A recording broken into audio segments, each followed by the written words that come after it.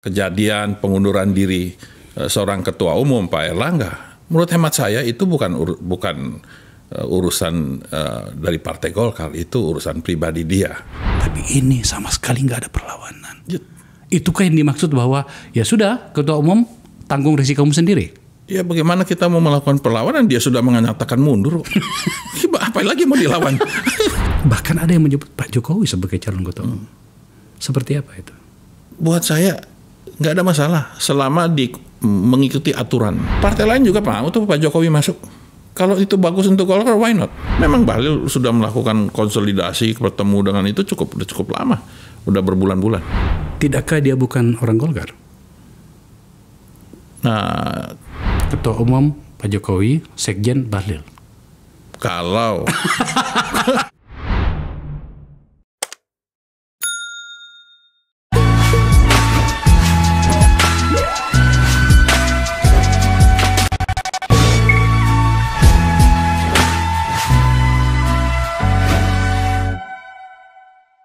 saya tidak tahu apakah saya dan banyak dari kita yang tidak cukup umur memahami Partai Golkar atau Partai Golkar yang terlalu canggih. Tahun ini usia Golkar sudah 60 tahun. Sebuah usia yang sangat matang untuk mendapatkan seluruh penamaan dari kita, termasuk dari saya, bahwa partai ini partai matang. Tapi kemudian beberapa hari yang lalu kita terhenyak. Tanpa ada angin dan hujan, tiba-tiba Ketua Umum Partai Golkar, Pak Erlangga Hartarto itu menyatakan mengundurkan diri. Kita dengarkan pernyataannya. Saya Erlangga Hartarto, setelah mempertimbangkan dan untuk menjaga keutuhan Partai Golkar dalam rangka memastikan stabilitas transisi pemerintahan yang akan terjadi dalam waktu dekat, maka dengan mengucapkan Bismillahirrohmanirrohim, serta atas petunjuk Tuhan Yang Maha Besar, maka dengan ini saya menyatakan pengunduran diri sebagai Ketua Umum DPP Partai Golkar. Pengunduran diri ini terhitung sejak semalam, yaitu Sabtu 10 Agustus 2024. DPP Partai Golkar akan segera menyiapkan mekanisme organisasi sesuai dengan ketentuan ADART organisasi yang berlaku.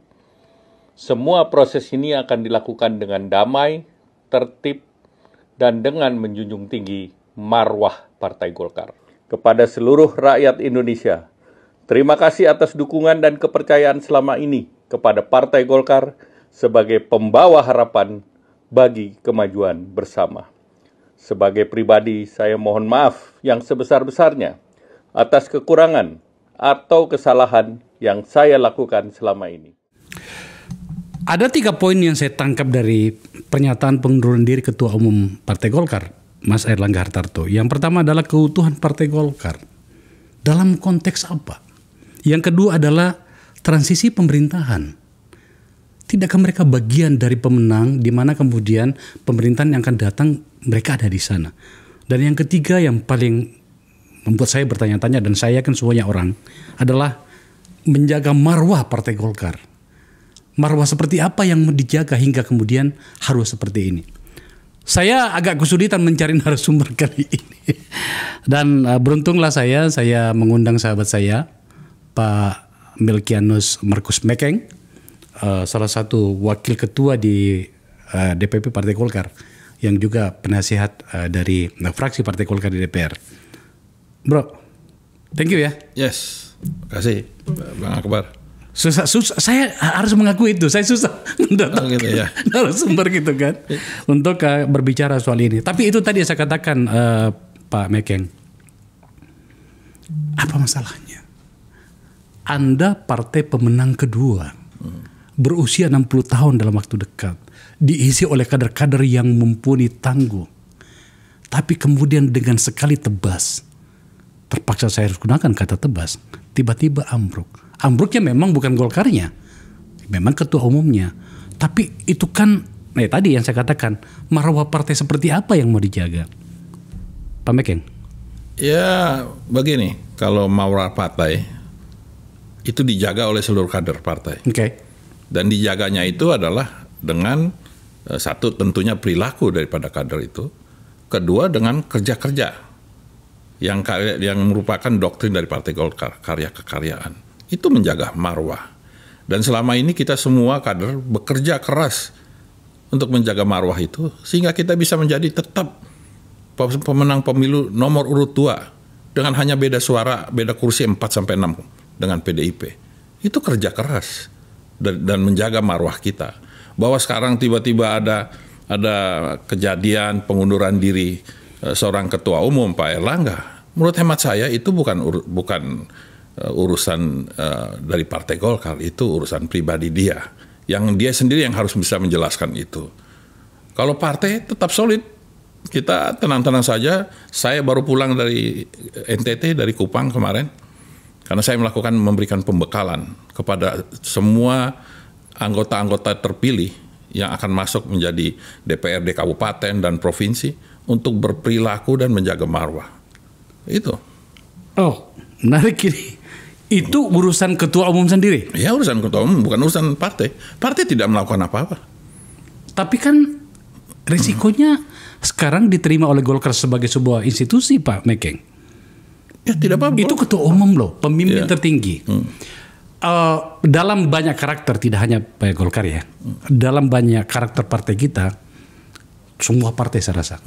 Kalau ketua umumnya diuya-uya, bahasa NTT-nya keuya-uya itu apa ya? Diganggu lah. Ya.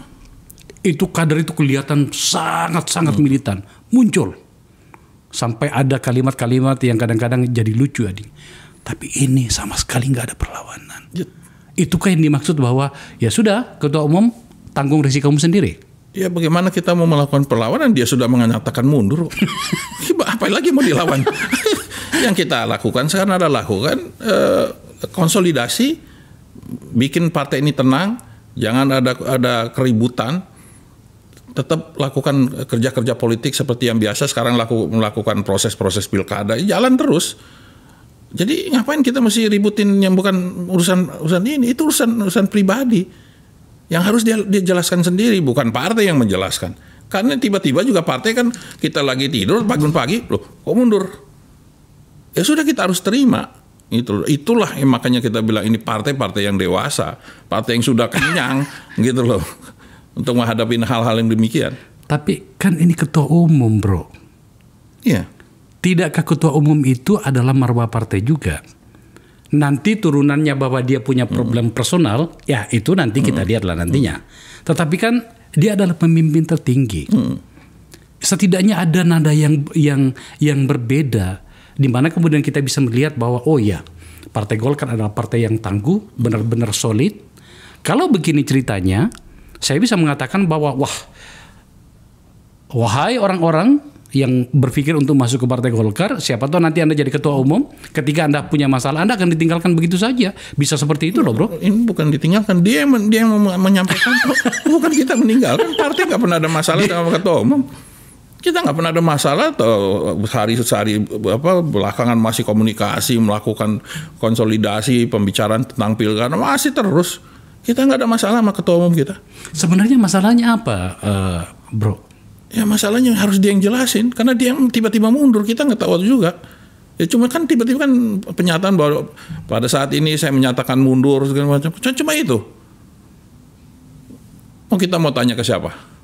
Mau tanya ke dia ya, kalau dia mau jawab. Kalau dia nggak mau jawab ya udah. Bos, kan Anda ini kan salah satu elit, wakil ketua umum, wakilnya dia loh, dalam hal kelembagaan ya. Pastilah ini kan ada komunikasi elit. Mohon berikan kami kepastian informasi agar kemudian publik tidak bertanya-tanya apa sih sebenarnya.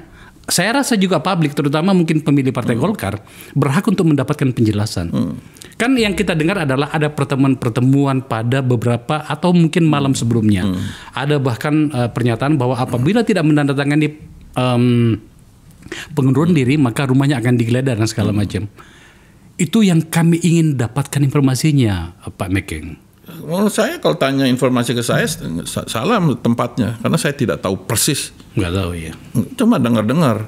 Yang paling benar undang Pak Erlangga ke sini suruh Itu dia masalahnya. Susah banget sekarang ini menghubungi kita. Makanya kalau saya hanya cuma dengar aja begini. Ya benar atau tidak nggak pernah saya tahu gitu loh. Tapi saya yang penting partainya tenang, nggak ada ribut-ribut kita. Ini sama sekali nggak ada rapat DPP sebelum Pak Erlangga akan mundur. Nggak ada. Kan kita sebelum mungkin seminggu sebelumnya ada. Atau seminggu atau 2 minggu sebelum itu ada rapat pleno tentang pilkada. Itu biasa lah kerja politik internal, proses kapan harus dilakukan pendaftaran itu udah kita terakhir rapat pleno itu 2-3 minggu lalu. Dan tidak ada pembicaraan ini? Nggak ada.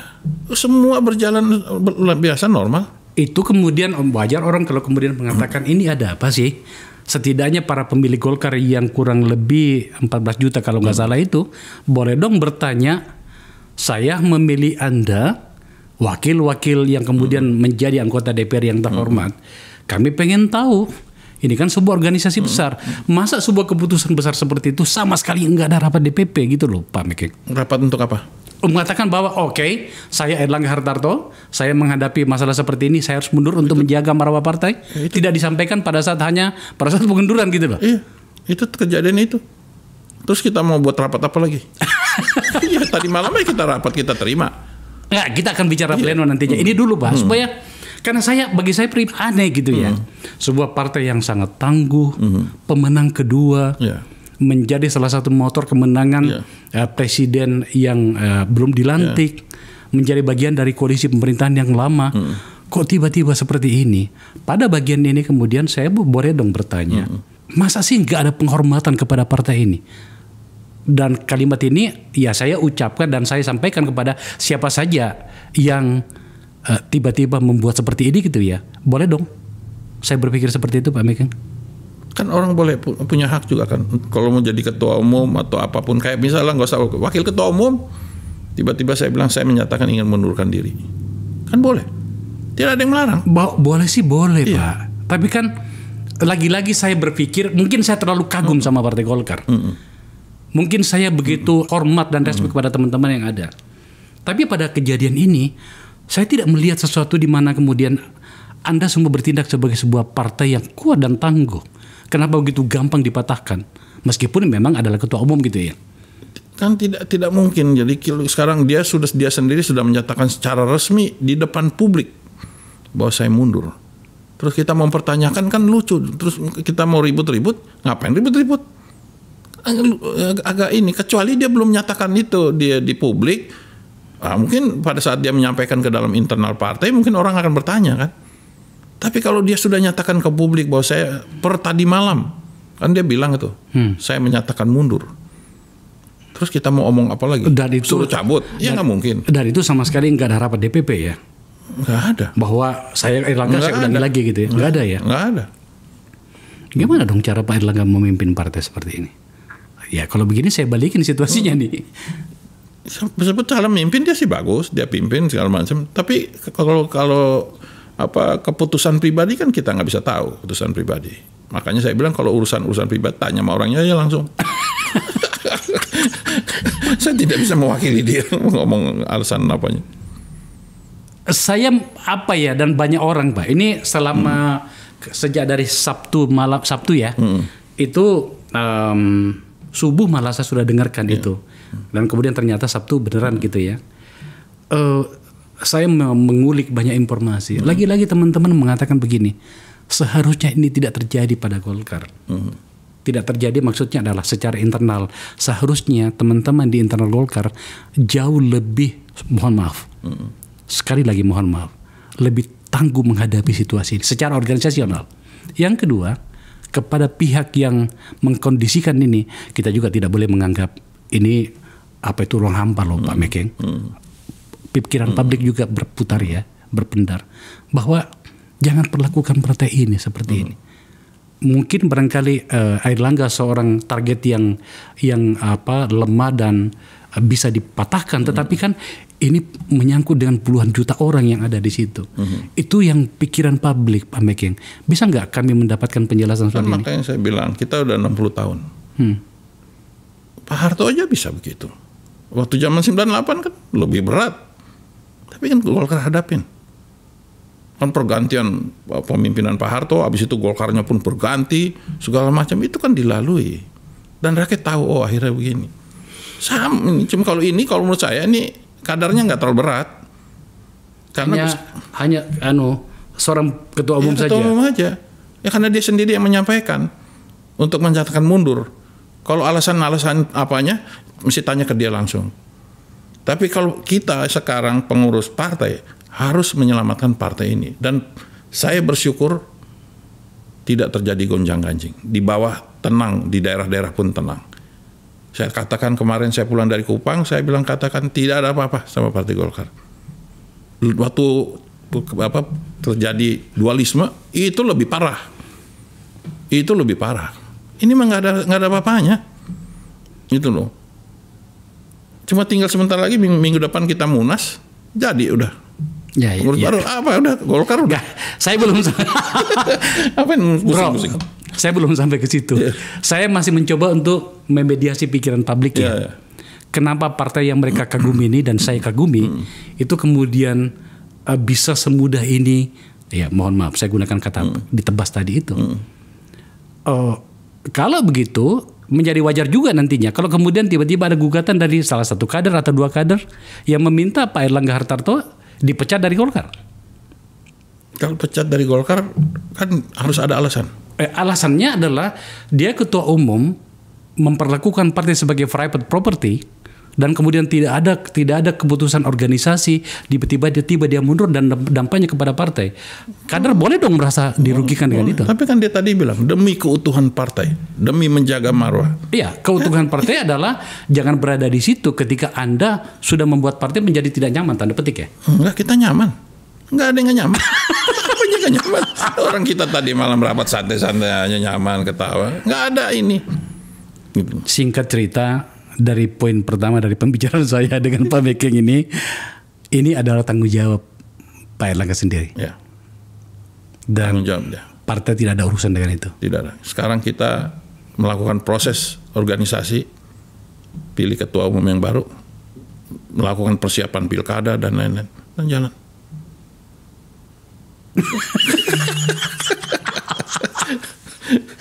Luar biasa. Memang Golkar ternyata memang sangat-sangat maju cara berpikirnya. Oke, kita ikutin cara berpikir. Kemarin sore dari kami mengambil gambar ini rapat pleno. Begitulah seharusnya mekanisme partai. Keputusannya adalah Pak Agus Gumiwang Kartasasmita (AGK) itu ditunjuk sebagai PLT. PLT untuk mengantar menuju Munas atau Munaslup? Munas. Tanggal 20 beberapa hari yang akan datang. Minggu depan. Kaitan dengan itu adalah ada pernyataan Pak AGK yang mengatakan bahwa saya tidak akan maju sebagai ketua umum. Maka kemudian pikiran orang yang sudah tergiring sejak dari awal pada sebuah koridor politik yang berkembang di luar itu mendapatkan pintunya. Jadi sebenarnya memang Golkar telah menyiapkan diri untuk menerima apapun situasi yang tampaknya tidak hanya berasal dari internal Golkar ya. Di internal Golkar? Iya. Maksudnya? Saya sedang mencoba mengajak Pak Bekeng itu untuk menjelaskan lebih jauh bahwa ini bukan faktor internal sebenarnya kan. Iya. Ini ada faktor eksternal kan. Yang mana? Bagaimana situasi di Golkar ini? Ya faktor karena mundur aja. Kalau eksternalnya, eksternal siapa? Kan itu kita meraba-raba sesuatu yang saya nggak. Kalau kemudian mundur saja karena masalah pribadinya, maka kita membayangkan kader inti, kalau di Golkar itu apa namanya? Kader Pratama ya? Kader aja kita. Kader aja ya. Itu yang akan maju sebagai calon ketua umum. Ya salah satunya Anda lah kan. Ya, ada Bambang Susatyo, ada Pak Nurdin Halid, ada Pak Mekeng, akan segala macam itu. Ada Pak Agus Gumiwang Kartasasmita gitu. Tapi belum Pak Agus sudah mengatakan saya tidak akan maju. Dan tidak ada salah satu pun dari wakil ketua atau elit yang lain Golkar yang mengatakan saya akan maju sebagai calon ketua umum. Yang muncul malah nama Bahlil. Pertanyaannya adalah, pengkondisian itu sudah seperti itu situasinya? Enggak juga. Jadi gini, kita kalau mau menyatakan mau maju, yang pasti apa kita sudah melakukan persiapan? Persiapannya apa? Apa kita sudah melakukan komunikasi politik dengan pemungut suara? Pemungut suara itu 14 kabupaten, plus 38 provinsi, plus ormas-ormas. It takes time. Itu bisa makan 6 bulan minimum. Karena kita harus keliling. Karena saya pernah menjadi ketua tim suksesnya Erlangga. Itu kita lakukan. Jadi kalau tiba-tiba hanya 1 minggu ini, saya mau maju. Nggak salah nih. Biar kita orang kenal. Kader-kader di Golkar nih kenal nama Agus Gumiwang, nama Nurdin Halid, nama Mekeng, semua orang kenal. Tapi untuk mau maju sebagai ketua umum kita harus lakukan pendekatan misalnya saya mau lakukan ini, visi saya ini, segala macam. Takes time. Jadi tidak semudah itu orang mengambil keputusan saya mau maju. Butuh waktu ya. Butuh waktu. Mungkin juga biaya kali ya. Ya pastilah kalau kita terbang kemana-mana, waduh. Kan terbang kan nggak mungkin diri kita sendiri, bawa pasukan inilah segala macam, belum di sananya kita ketemu orang, mesti kumpulin pengurus kita ngomong, itu kan lumayan. Ini Golkar bro. Golkar gitu loh. Oke, saya terima logika itu Pak Mekeng. Kalau begitu di internal Anda wajar kalau kemudian, karena memang kita tidak pernah dengarkan sebelumnya, karena yang kita dengar itu adalah Pak Erlangga tetap akan maju dan bukan sekarang. Munas yang akan datang Desember. Betul. Kita belum membahas soal itu. Betul. Oke, kita ikutin saja logika kita. Berarti nggak ada yang menyiapkan diri. Nggak ada. Oke. Tapi kok kita dengar ada orang yang tampaknya sudah sangat siap. Dalam hal ini yang kita dengar adalah Bahlil. Berarti memang sudah ada pengkondisian sejak awal dan itu bukan dari internal. Itu tadi logika yang saya bangun itu dengan itu Pak. Ya, ini bukan pengkondisian. Memang Bahlil sudah melakukan konsolidasi, bertemu dengan itu udah cukup lama. Udah berbulan-bulan. Oh. Dia sudah melakukan itu. Sudah melakukan komunikasi. Kita tahu itu. Dan itu kan kita nggak bisa larang orang untuk melakukan kondisi itu. Jadi mungkin dia sudah lebih siap dibandingkan yang lain. Yang sudah melakukan komunikasi, terbang, dia kan juga terbang ke daerah-daerah juga sering ketemu juga, dan kebetulan kan dia juga dari organisasi pengusaha, organisasi mahasiswanya yang kebetulan bersentuhan beririsan dengan Golkar, dia bisa ketemu, itu semua dia sudah lakukan, gitu loh. Jadi kalau misalnya tiba-tiba dia mau muncul, ya boleh-boleh aja dia mau muncul. Pertanyaannya pada bagian ini, apakah memang Bahlil layak untuk menyiapkan diri dan nanti akan maju dalam posisi sebagai dia hari ini? Tidakkah dia bukan orang Golkar? Nah, dia sekarang bilang kan dia orang Golkar. Iya. Padahal banyak statement juga dia bilang waktu itu bilang bukan orang Golkar. Iya, kami ada nih coba lihat. Iya. Ya kan? Pak Mekeng nih yang ngomong nih. Oke. Bahwa dia bukan orang Golkar, bahkan sejak 10 tahun lalu. Iya, itu dia nanya. Bagaimana kita harus memahami situasi itu, Pak Mekeng? Ya, sekarang yang penting satu, kalau mau jadi ketua umum dia harus punya KTA. Apa berada atau belum? KTA, terus udah terdaftar belum di Sipol? Kan sistemnya udah masuk ke Sipol, ya kan? Betul. Nah, kedua persyaratan-persyaratan lain, dukungan-dukungan dari bawah. Minimum kalau mau mencalonkan diri sebagai ketua umum itu 1/3. Jadi 1/3 dari 500 sekian suara. Harus tunjukkan dalam bentuk itu. Itu effort yang nggak mudah itu. Nah kalau dia sudah memiliki itu, ya silakan aja maju. Kalau kita gunakan logika itu Pak, dia itu katanya sudah tidak di Golkar sejak 10 tahun lalu. Dan jauh setelah itu kan ada pembaruan di Sipol kita kan. Berarti kan dia bukan kader Partai Golkar. Secara organisasi, secara aturan di internal Anda. Ya, tapi kalau dia udah daftar lagi, udah punya KTA lagi, dia jadi kader lagi. Katakanlah seperti itu. Tapi kan ada syarat yang lain. harus 5 tahun beginilah segala macam. Itu kan yang diprotes oleh Pak JK sebenarnya. Iya, betul. Ya nanti itu berproses di Munas. Munas itu kan pertama kan jadwal Munas, terus isinya apa aja. Nanti pembahasan di ADART. Nah disitulah setelah ADART diketok baru mulai proses pemilihan kan.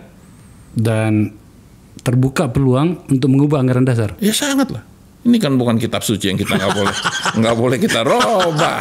Apa sih yang nggak bisa dirubah selama bukan kitab suci? Ya kalau bagian ini sih memang kita beberapa kali melihat bagaimana akrobatik politik di Golkar ya. Katakanlah misalnya di masanya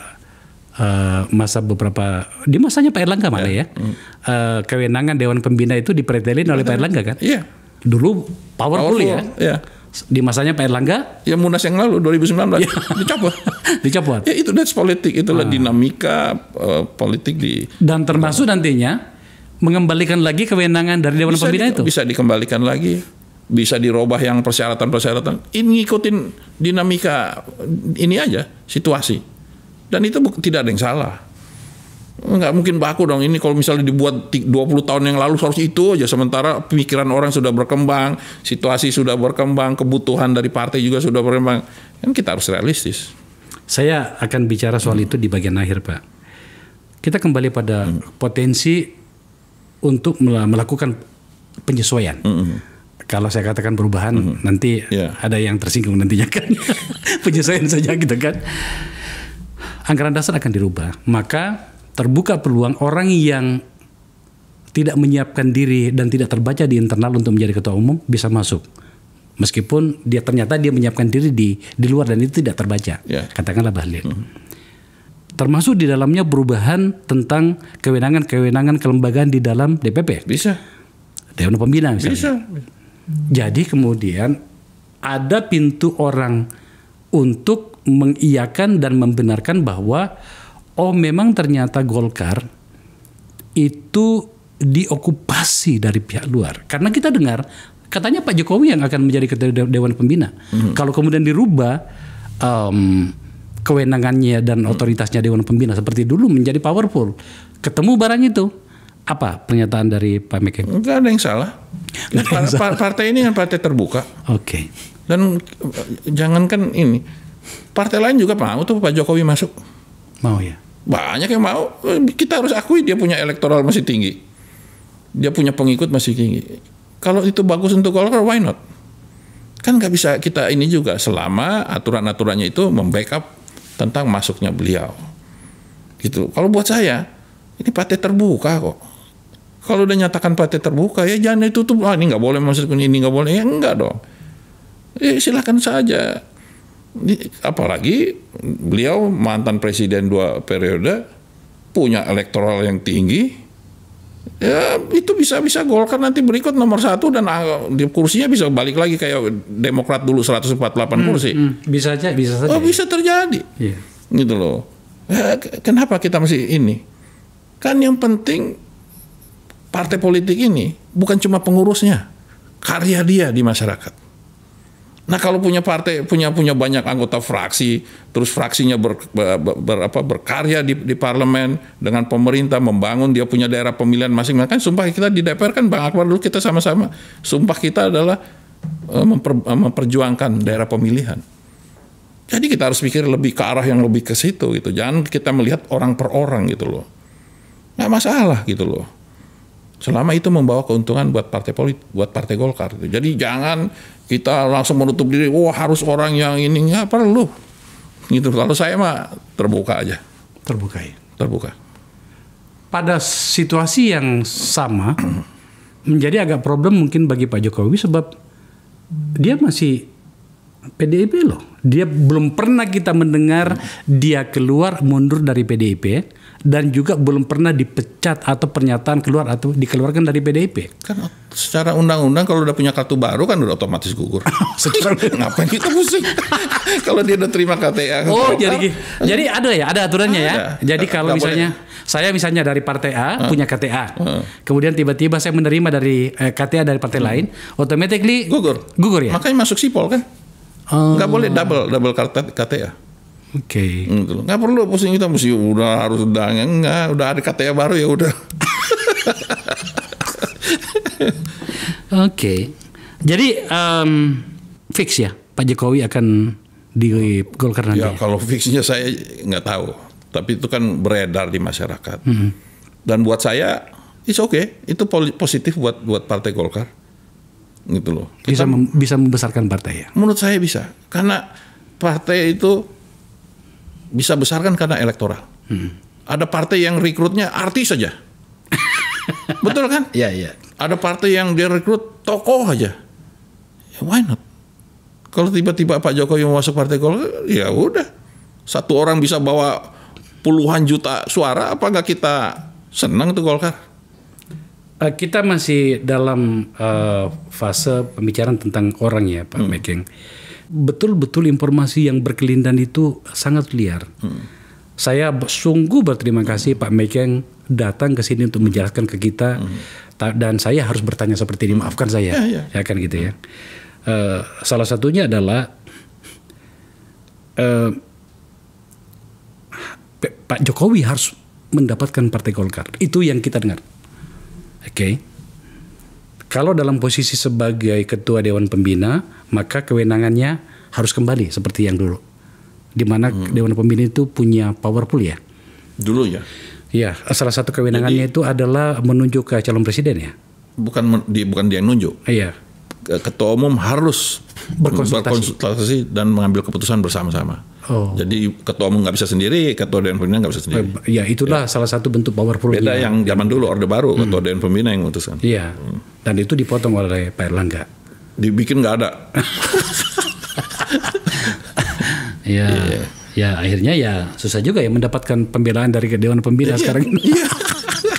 Makanya jangan main potong-potong, nanti kepotong sendiri. Nanti sudah. Itulah hidup. Oke, saya lanjutkan. Yang kita dengarkan yang tadi itu bahwa nantinya konon kabarnya adalah Ketua Dewan Pembina dengan kewenangan dikembalikan seperti dulu yang powerful itu Pak Jokowi. Kemudian Ketua Umumnya Bahlil.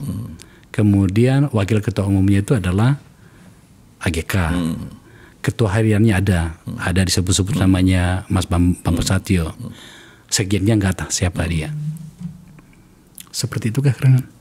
Ya rumors. Iya. Kalau waktu itu Pak Akbar masuk Golkar mungkin sekjen Pak Akbar. Nggak mau masuk Golkar sih. Inilah ini Golkar itu sangat ini dinamis. Jadi kalau rumors ya oke. Tapi nanti kan prosesnya ini nanti di dalam munas, nah itu mulai itu. Jadi termasuk misalnya atas nama partai terbuka tadi itu, termasuk misalnya ketika ada orang yang punya KTA, tidak harus menjadi anggota 5 tahun sebelumnya, tidak perlu menjabat apa gitu, bisa juga mencalonkan diri sebagai ketua umum ya. Soal menang atau tidak itu belakangan gitu. Kalau ADART dirubah, kalau sekarang nggak bisa. Nggak bisa ya. Tapi kalau dia misalnya pernah menjadi menteri, dia pernah menjadi apa? Itu kan juga satu proses kepemimpinan. Kepemimpinan kan bukan juga hanya di organisasi internal Partai Golkar dong. Artinya dia sudah punya bekal lah, leadership sebagai itu. Jadi juga kita harus lihat dari sisi ini, bukan orangnya kosong sama sekali. Misalnya anak baru kuliah, itu susah juga. Tapi kalau dia sudah pernah mimpin itu, makanya saya bilang itu ADART juga harus adaptif terhadap situasi dan kebutuhan, gitu loh. Jadi ini bisa membuat partai itu besar kalau dia adaptif terhadap situasi yang berkembang dan kebutuhan daripada partai itu. Dan terlalu kaku. Dan situasi ini bagi Partai Golkar yang diwakili oleh Pak Mekeng sebagai Wakil Ketua Umum adalah bagian dari adaptasi terhadap situasi yang ada. Ya, situasi dan kebutuhan. Ya kita mau nomor 1 dong. Iya kan? Gitu loh. Ke 2029. Kalau nggak punya presiden, paling nggak punya ketua DPR. Iya kan? Bisa berperan membangun bangsa ini. Kenapa tiba-tiba ada pikiran ketua DPR, Pak? Ya kalau pemenang pemilu kan jadi nanti bukan yang sekarang. Bukan 2029. Nggak ada hubungannya dengan MD3 kan? Oh nggak ada. 2029. Oke. Saya kembali pada yang tadi. Jadi Pak Jokowi sebagai ketua Dewan Pembina dengan kewenangan yang dikembalikan, ketua umumnya masih Bahlil, junior kita ini, itu. Ini ya, Kalau nih. Kalau gitu kan. Tapi juga ada narasi yang berbeda yang mengatakan bahwa kemungkinannya ketua umumnya itu bukan Bahlil. Bahkan ada yang menyebut Pak Jokowi sebagai calon ketua umum. Seperti apa itu? Buat saya nggak ada masalah selama mengikuti aturan. Selama aturannya diikutin, nggak ada masalah. Dan aturannya akan diperbaiki nanti di Munas itu. Di Munas itu forum tertinggi kok. Semua orang berkumpul di situ, pemegang suara, daerah, pro segala macam. Ya kalau mereka mau putusin itu apa kita mau lawan? Enggak lah. Apa teman-teman sudah menyiapkan diri untuk penyesuaian itu? Teman-teman mana? Golkar maksud saya. Di yang pemegang suara? Iya. Ya sekarang sih belum lah. Kalau mereka melakukan konsolidasi pemahamannya kita nggak tahu. Gitu loh. Kan itu biasa. Makanya saya bilang kerja-kerja politik kan tidak dadakan gitu loh. Kalau dia udah punya tim, udah melakukan lobby, melakukan ini bisa dimaklumin, tahu-tahu nanti di Munas semua orang, ya kami setuju, mau bilang apa? Itu dia yang saya mau tanyakan. Iya. Artinya hari ini orang memperdebatkan Bahlil. Tapi ternyata tiba-tiba pada tanggal 20 nantinya itu sepakat Pak Jokowi sebagai ketua umum itu bisa jadi itu barang itu ya? Kalau dirubah bisa. Kan kalau dirubah bisa. Kalau nggak dirubah ya nggak bisa dong. Tapi kan tadi dibilang akan dilakukan penyesuaian. Ya itu nanti di Munas. Kalau emang itu isu ada. Ini kan sekarang SC lagi membuatkan rancangan-rancangan keputusan segala macam. Siapa ketua SC-nya? Adis Kadir. Oh Adis, oke.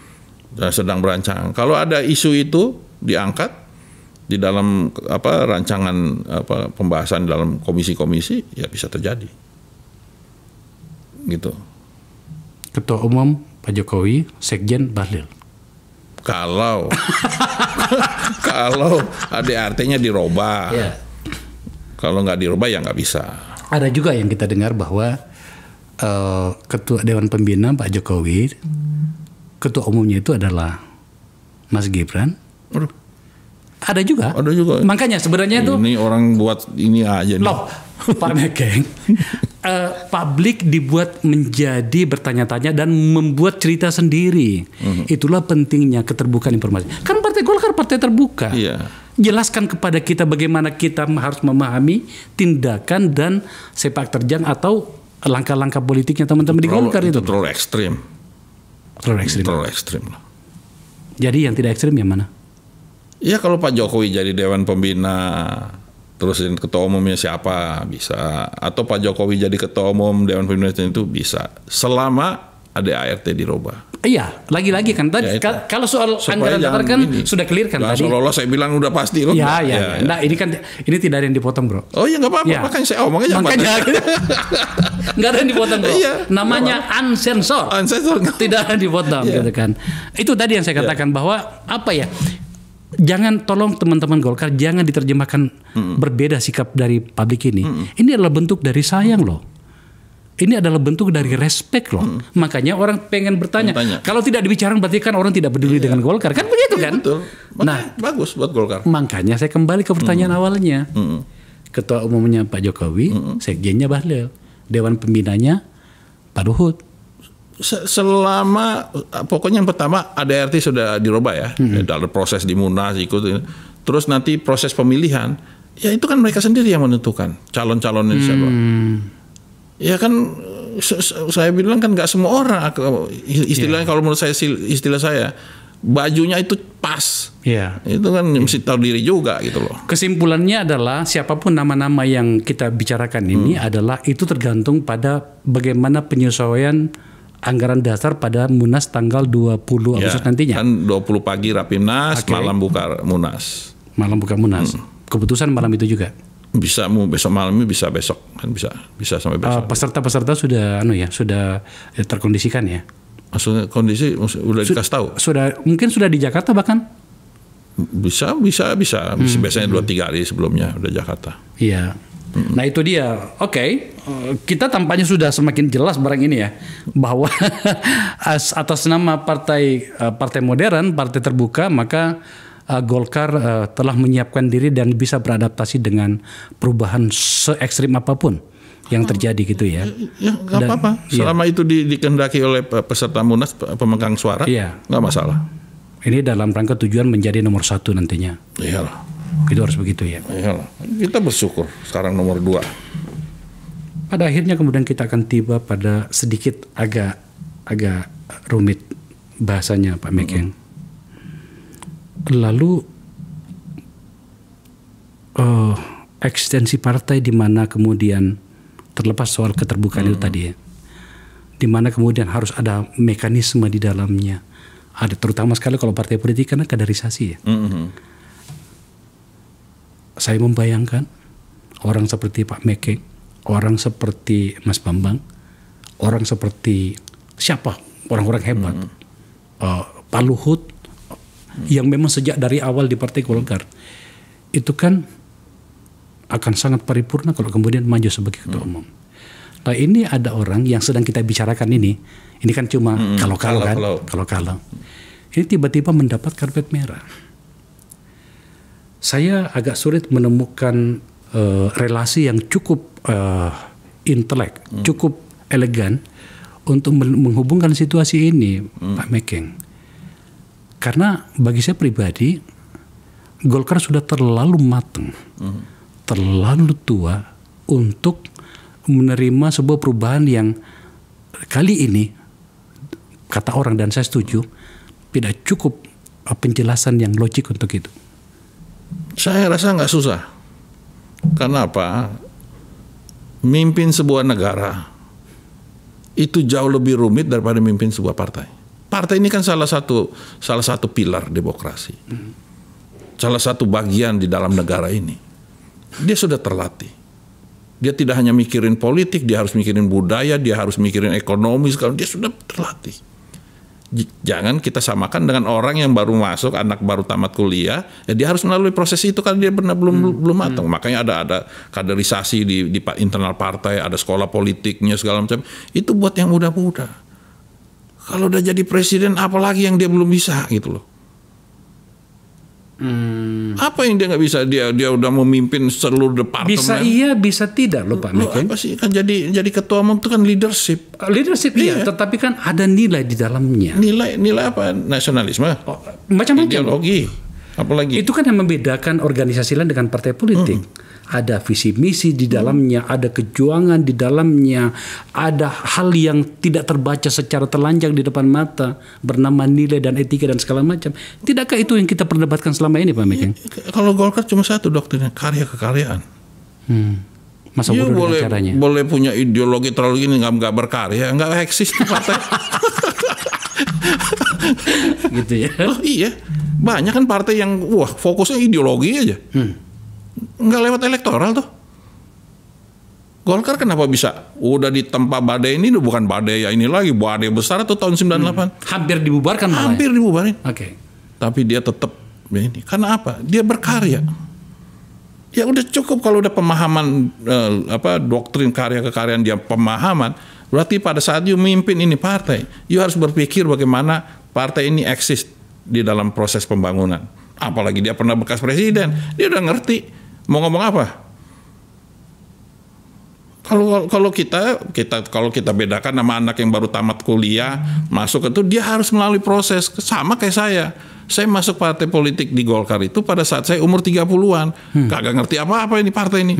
Masuk ke dalam, kan saya ini udah periode yang ke-6. 1 periode MPR, 5 periode DPR. Masuk partai masuk DPR saya bingung nih, apa sih ini? Kalau ini udah mimpin nggak ada susahnya. Jadi buat saya kita harus lebih ngelihat ke spektrum itu. Dan kalau menurut saya memang ini kebutuhan. Kita butuh tokoh yang membawa tambahan elektoral. Gitu loh. Bagaimana dapat nomor 1 jadi nomor 1 lagi nih? Iya kan? Udah tinggal dikit nih, cuma beda 4-6 suara kan kesusahan sebetulnya. Nah perlu 102 dan 110. 108 kalau nggak salah. 10 ya? 10 saya lupa. Ya, itu beda dikit. Gitu loh. Nah, ini harus dibuat strategi yang ini. Energi baru harus masuk. Gitu loh. Saya harus berhati-hati berbicara untuk poin yang akan saya sampaikan ini. Bahwa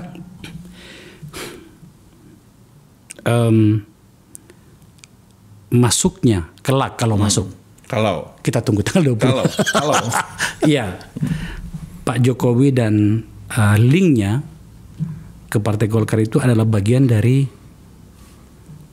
skenario politik pasca beliau lengser sebagai presiden. Dan Partai Golkar dianggap partai yang besar untuk menghadapi lagi-lagi. Kalau ada sergapan, sergapan politik, mungkin sergapan hukum dan segala macam. Kalau seperti itu situasinya, Golkar tidak ada masalah. Sergapan maksudnya sergapan ke siapa? Kepada Pak Jokowi. Di mana kemudian kan itu kan mau tidak mau nantinya Golkar akan menjadi benteng atau barikade untuk itu. Ya, penegakan hukum kan tergantung nanti pemimpin berikut. Kalau penegakan hukumnya mau dia tegakkan sebagai panglima, ya setiap orang sebagai warga negara dia harus hadapi. Gitu loh. Siapapun itu. Tidak peduli dia mantan presiden ya. Ya kan kita pernah melihat sendiri kan mantan presiden Soeharto kita. Iya. Kan itu satu proses pendewasaan di dalam ini. Jadi partai nggak bisa membentengin orang untuk supaya nggak kesentuh hukum, nggak bisa. Mana partai mana yang bisa bentengin? Nggak bisa, gitu loh. Jadi jangan menganggap bahwa nanti kalau misalnya jadi pimpinan terus nanti kader-kadernya ribut bakal nggak ada kayak gituan. Orang udah tahu kalau udah hukum itu urusan pribadi masing-masing. Dan sudah dibuktikan oleh Pak Erlangga ya. Iya, bukan cuma dia, banyak yang lain kan. Di kader-kader partai lain kan banyak juga. Ketua umum yang itu kan udah PKS kan nggak pernah tuh si Lutfi. Betul. Tenang-tenang aja, selesaikan dengan diri sendiri. Jadi itu udah ada pemisahan kok. Artinya lagi-lagi saya harus mensitir pikiran publik mengatakan tadi terbaca bahwa Pak Jokowi yang akan lengser sebagai presiden itu membutuhkan kekuatan politik untuk menjadi barikade atau benteng itu bisa saja, tetapi mekanisme hukum seperti adanya itu tidak akan bisa diganggu gugat oleh Golkar ya, termasuk kepada orang yang baru masuk ya? Nggak bisa. Kalau hukum itu kan dia punya doktrin, walau langit mau runtuh hukum harus tegak. Ya kita harus pegang itu dan tidak boleh berlindung di dalam partai. Siapapun itu nggak bisa. Hukum itu melekat pada diri kita. Masalah hukum ya. Partai mau ngomong apa? Nggak bisa. Gimana kalau kemudian kewenangannya besar nantinya untuk menentukan sikap partai?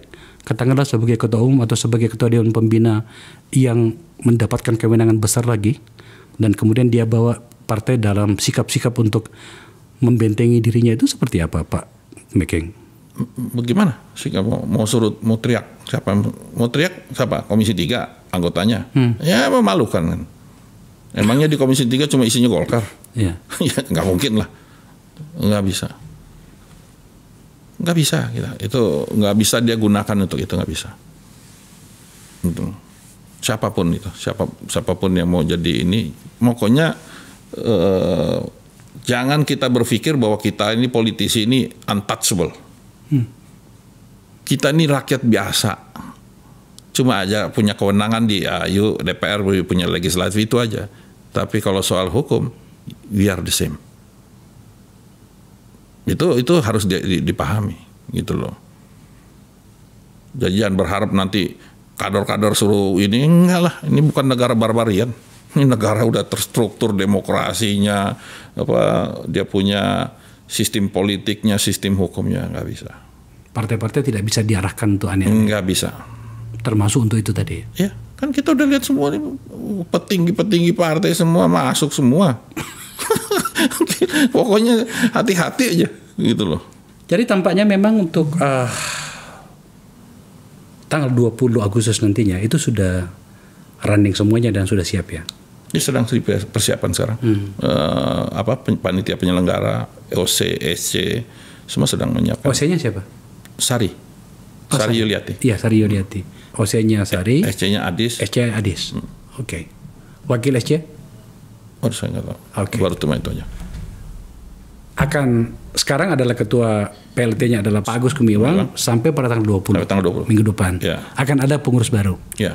Dengan menggunakan kalau-kalau tadi, maka itulah nama-nama yang akan muncul tadi. Kalau-kalau. Ya, Ketua Umum Bahlil, Dewan Pembina Pak Jokowi, atau bahkan seperti yang saya sampaikan tadi, malah Pak Jokowi sebagai presiden, atau bahkan mungkin Mas Gibran. Kira-kira gitu kan? Kalau-kalau. Iya, kalau-kalau. Dengan penyesuaian anggaran dasar. Dan Golkar siap untuk menerima risiko dari peristiwa ini karena Anda semua sudah terbukti mampu menghadapi ini. Bahkan sebenarnya itu ada efek yang dibayangkan nantinya menjadi nomor 1 gitu ya. Ini bukan risiko. Bukan risiko. Bukan. Ini adalah menyesuaikan keadaan dan kebutuhan pada saat. Bukan risiko. Menarik. Jadi jangan dibilang wah ini risiko, enggak. Kebutuhan. Malah berubah menjadi opportunity ya. Iya. Kalau kita pintar mengkapitalisir ini semua, we can be number 1. Tapi penutupnya Pak Mega yang saya suka tadi, bukan penutup tadi yang terakhir, bahwa monggo silakan masuk ke Golkar, tapi partai ini partai yang modern, tak ada pelindungan apabila mempunyai masalah hukum. Iya, hukum. karena itu attach ke diri pribadi. Cakep ini barang. Iya, itu kita harus tegakin dong. Harus tegakin. Makanya kalau mau jadi ketua umum harus sudah selesai dengan dirinya. Jangan bikin masalah. Jangan bikin masalah. Aman barang dong. Iya. Iya. Oke. Gitu. Dan kalau misalnya ada gerbong baru masuk ke Golkar, nah gerbong di Golkar itu kan begitu tuh, panjang gerbongnya tuh. Biasa. Ini berarti akan tertahan dong kalau ada gerbong baru masuk. Kan saya yakin itu tidak sedikit yang masuk, Pak. Saya punya daftar contoh dan mungkin sudah jadi daftar ya di beberapa partai bagaimana gerbong itu masuk dan kemudian menjadi dominan di situ. Itu juga risiko yang tidak jadi masalah. Biasanya kalau dalam hal kayak gitu akan ada rembuk gitu loh. Nggak juga masuk gerbong ganti baru semua itu juga nggak bisa. Harus ada wisdom, harus ada bijak juga gitu loh. Gitu. Karena ini juga kan tokoh-tokoh yang di Golkar kan banyak yang senior pasti akan diajak berembuk. Ada Pak Abu Rizal, Pak Luhut, Pak Agung Laksono, Pak Dewan Etiknya Pak Hatta. Itu kan pasti diajak berembuk, nggak bisa ini gitu loh. Oke. Kita terima sebagai sebuah berkah. Bro, yes. Thank you ya. Sama-sama. Gini bro, kenapa sampai saya respect? Karena Anda menerima undangan saya. Ya. Kalau saya undang dalam situasi yang baik-baik saja, itu biasa saja. Kita bisa makan apa saja di depan situ kan. Tapi dalam situasi seperti ini Anda memberikan penjelasan, hormat Bah.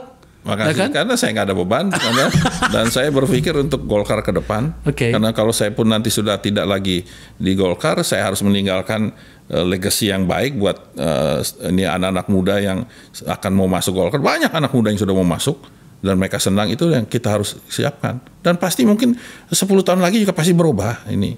Namanya kita mengikuti zaman. Jadi juga jangan tertutup. Ini public listed company kok. Oke. Public listed company. Ini beliau di dengkotnya Komisi 11 ya udah. Biasanya bahasanya begitu. Sekali lagi Pak Meke, makasih ya. Ya, terima kasih Bang Akbar. Silakan simpulkan sendiri. Golkar, bahasa yang lebih populernya Golkar gitu loh.